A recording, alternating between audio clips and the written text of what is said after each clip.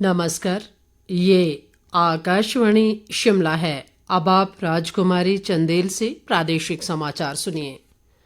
मुख्यमंत्री सुखविंदर सिंह सुक्खू ने कहा है कि 7 से 11 जुलाई तक हिमाचल में हुई मानसून की भारी वर्षा से आई प्राकृतिक आपदा प्रदेश के इतिहास में बीते 50 सालों की सबसे बड़ी आपदा है। उन्होंने कहा कि इस आपदा के बाद अभी तक प्रदेश के विभिन्न हिस्सों में 67,000 से अधिक पर्यटकों और 12,000 से अधिक वाहनों को सुरक्षित निकाला जा चुका है। मुख्यमंत्री ने आज शिमला में एक पत्रकार वार्ता में कहा कि इतनी बड़ी प्राकृतिक आपदा के बाद अभी तक प्रदेश में एक भी पर्यटक की मौत की सूचना नहीं है। उन्होंने चंद्रताल में फंसे 300 से अधिक पर्यटकों को बचाने के लिए चलाए गए राहत व बचाव अभियान को मानव इतिहास का दुर्लभ अभियान करार दिया। मुख्यमंत्री ने कहा कि प्रदेश में अभी तक इस प्राकृतिक आपदा से 4,000 करोड़ रुपए के नुकसान का आकलन किया जा चुका है और ये नुकसान 8,000 करोड़ तक पहुंचने की संभावना है।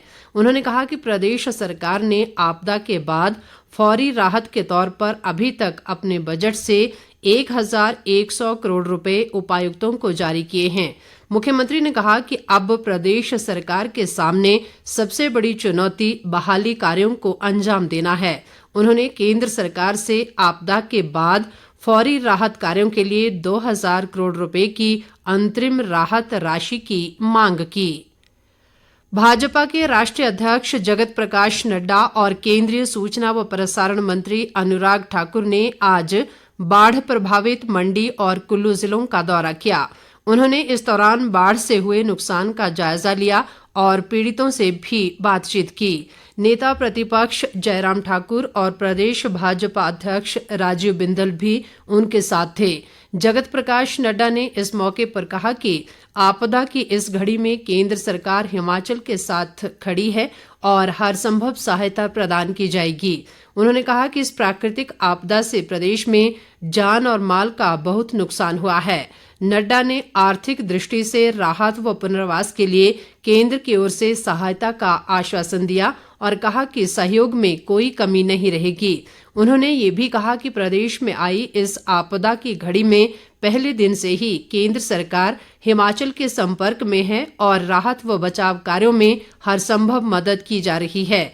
नड्डा ने कहा कि केंद्र ने राहत व बचाव कार्य के लिए एनडीआरएफ की 13 टीमों के अलावा MI हेलीकॉप्टर भी उपलब्ध करवाए हैं और राज्य के दूर दराज क्षेत्रों में फंसे सभी लोगों को सुरक्षित निकाला जा रहा है। वामपंथी दल माकपा ने प्रदेश में हाल ही में हुई भारी वर्षा से जान व माल की हानि पर चिंता व्यक्त की है।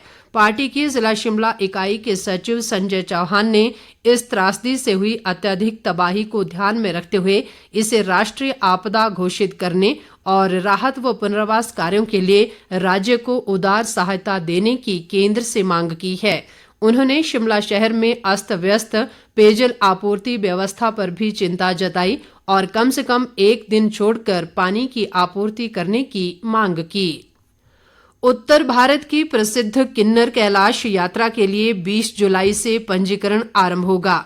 कल्पा के उप मंडलाधिकारी शशांक गुप्ता ने कहा कि प्रतिकूल मौसम को देखते हुए यात्रा के पंजीकरण की तिथि में बदलाव किया गया है। उन्होंने कहा कि ये यात्रा 1 अगस्त से 15 अगस्त तक आयोजित होगी और मौसम की परिस्थितियों पर निर्भर करेगी। प्रदेश के अधिकांश भागों में मॉनसून सक्रिय बना हुआ है और अधिकांश स्थानों पर वर्षा हुई है। राज्य में बीते दिनों हुई प्रदेश में भारी वर्षा से अस्त व्यस्त जनजीवन अभी भी पटरी पर नहीं लौट पाया है। प्रदेश में अभी 5 राष्ट्रीय राजमार्गों सहित 793 सड़कें बंद हैं। इसके अलावा बिजली के 1,468 ट्रांसफार्मर और 963 पेयजल योजनाएं भी काम नहीं कर रही हैं।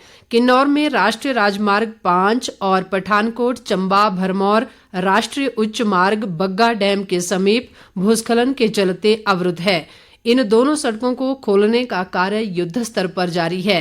इस बीच मौसम विभाग ने आज से 18 जुलाई तक राज्य में मानसून के पूरी तरह सक्रिय रहने और कुछ स्थानों पर भारी वर्षा का येलो अलर्ट जारी किया है। मंडी जिले में 2 अलग अलग दुर्घटनाओं में 6 लोगों की मृत्यु और 4 अन्य लोग घायल हुए हैं। सुंदरनगर के भलाना खुड़ी नाला के समीप बीती रात एक निजी वाहन के गहरी खाई में गिरने से 5 लोगों की मृत्यु हुई है। जानकारी के अनुसार ये लोग देव कमरूनाग के दर्शन के लिए गए थे। दूसरी घटना आज सुबह हुई जिसमें मंडी से मनाली जा रहे एक निजी वाहन के खाई में गिरने से चालक की मौत हो गई। इसके साथ ही ये समाचार बुलेटिन समाप्त हुआ। नमस्कार।